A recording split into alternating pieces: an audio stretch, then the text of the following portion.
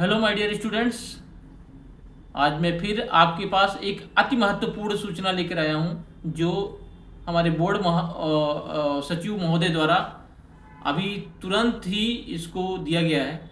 यह महत्वपूर्ण सूचना इसलिए भी है क्योंकि आप बहुत परेशान थे परीक्षा फॉर्म को लेके। किसी का भुगतान हो रहा है, किसी का भुगतान नहीं हो रहा है। परीक्षा फॉर्म भरते समय फीस का किसी का बैक पेपर शो हो रहा है, किसी का बैक पेपर नहीं शो हो रहा है। बहुत ढेर सारे क्यूरीज हमारे पास आ रहे थे। उन सभी समस्याओं के समाधान को लेकर बोर्ड सचिव महोदय द्वारा ये सूचना दी गई है।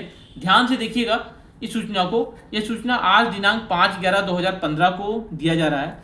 इसमें हम सिर्फ महत्वपूर्ण सूचना आपको दिखा रहे हैं।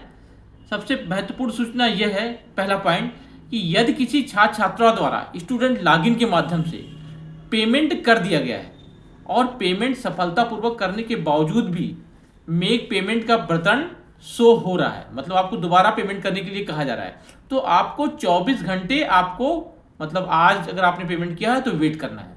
ठीक है। अगर मान लिया उसके बाद भी आपको मेक पेमेंट शो कर रहा है तो मेक पेमेंट का आपको दोबारा पेमेंट करना है। जो आप दोबारा पेमेंट करेंगे एक से ज़्यादा बार, वो आपके अकाउंट में वापस आ जाएगा उसी माध्यम से जैसे आपने पेमेंट किया था। पहला बहुत ही महत्वपूर्ण चीज़ है। सेकेंड महत्वपूर्ण चीज़ ये है, ध्यान से देखिएगा, कि अगर आपके परीक्षा फॉर्म में बिना शुल्क भुगतान किए, मतलब आपने परीक्षा फीस जमा ही नहीं किया है लेकिन फिर भी आपके यहाँ पेड प्रदर्शित हो रहा है, परीक्षा शुल्क पेड दिखा रहा है, तो आपको उसमें कुछ करना नहीं है।